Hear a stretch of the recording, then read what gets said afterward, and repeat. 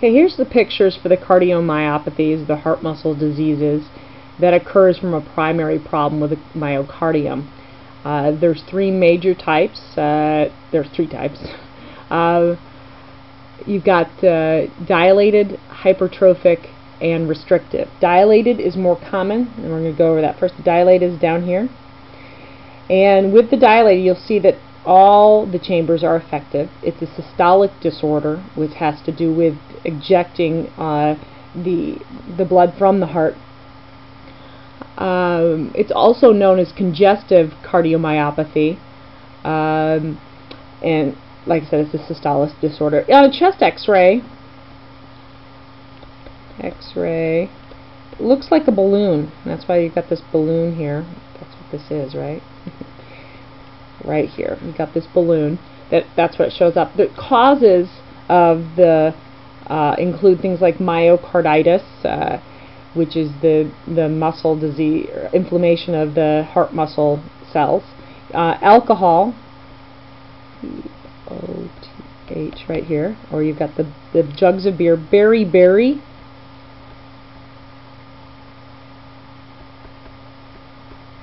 beriberi is a vitamin B1 deficiency, or thiamine,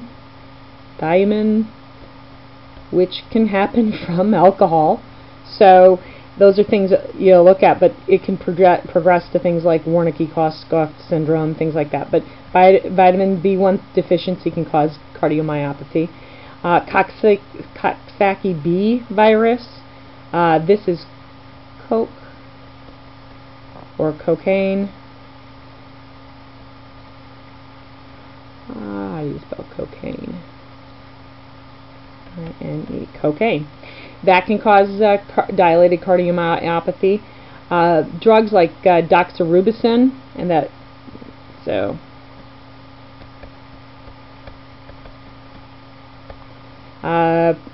pregnancy, peripartum cardiomyopathy. So pregnancy can cause it. Also muscular dystrophies. So you've got Duchenne's over here, but muscular dystrophies in general. Chronic ischemia can cause the cardiomyopathies. Like I said, look at the chest X-ray and see how the heart is getting larger. Now, if you want to go over to something different, over hypertrophic, not necessarily does the heart get larger.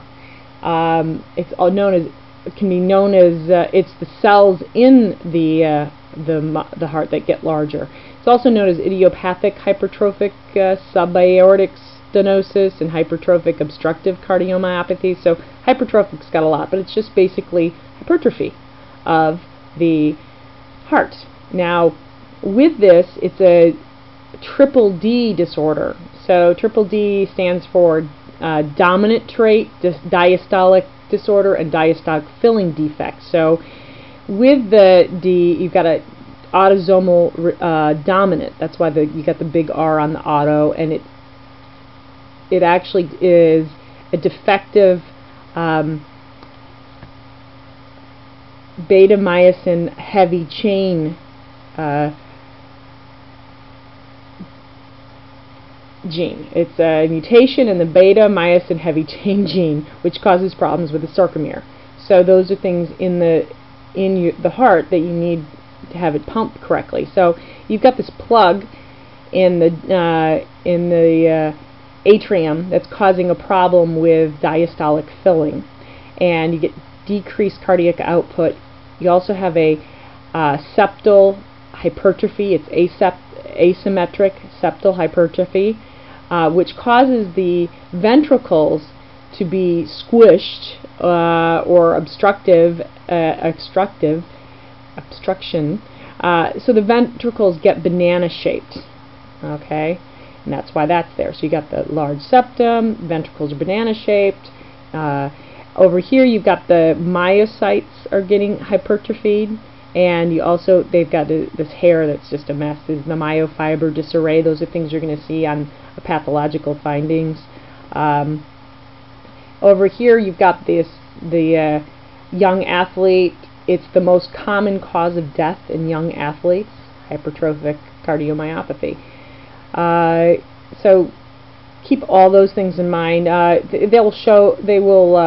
patient will present with exertional dyspnea, a murmur, a systolic ejection murmur, focal myocardial ischemia causing angina. So those are things that might show up on the chest x-ray. It might not be a very large heart, but you might see something like if you do an echo that their ejection fraction, they're not filling correctly, or they're not. It's going to decrease cardiac output. So that's hypertrophic. Over here we have restriction. So we got the restrictive. It's also a diastolic filling, impaired diastolic filling. It's restricted. It can't fill up, and so it's having a problem there. But we've got Amy, the guard over here, who is holding a lot of things that are keys, and well, part of the keys. The keys are E and F, which stand for endocardial fibroelastosis. The EF. Those are causes of restriction. Also, Amy here is laughing. She's part of, and she's Lloyd's sister. So amyloidosis, and which is the deposition of protein-containing fibrils on the heart. You've got also she's wearing loafers, and that has to do with Loeffler's endomyocarditis with eosinophilia. So all these things are restricting the flow of blood to the heart. Also, she's got a sardine, which is for sarcoidosis. I'm having a hard time talking today, but these are all things that you want to keep an eye out. Loafers, the EF, this sardine, and Amy, and she's Lloyd's sister, amyloidosis, and those are all restrictive heart diseases. Clinically, dyspnea, exercise intolerance, weakness, edema, all those things come up with also the decreased cardiac output.